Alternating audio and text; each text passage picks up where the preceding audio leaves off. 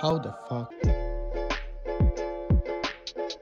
Darwin Awards celebrating the self-removal of incompetent genetic material from the human race.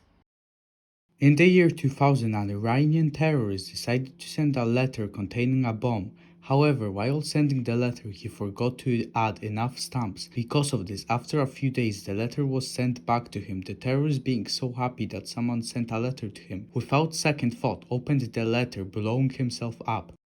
Also in the year 2000, must have been a fun year, a teenager in Texas decided to play Russian roulette. For those who don't know, it is the practice of loading a bullet into one chamber of a revolver, spinning the cylinder and then pulling the trigger while pointing the gun at one's own head. This already being a stupid idea, he didn't have a revolver. So he decided to use an automatic gun which has a 100% chance of the bullet going into the chamber.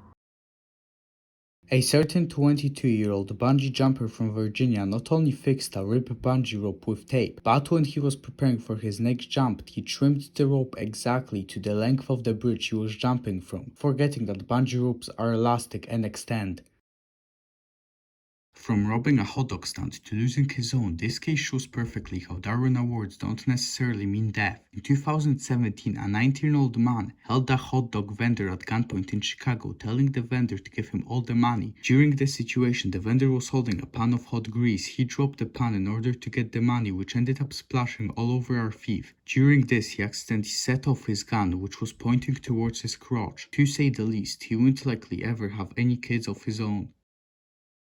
A lawyer in Toronto, Canada was so confident that the windows in his office on the 24th floor were bulletproof that one day, to prove to a group of students that was true, he threw himself straight at and then through the window, falling 24 floors down to his death.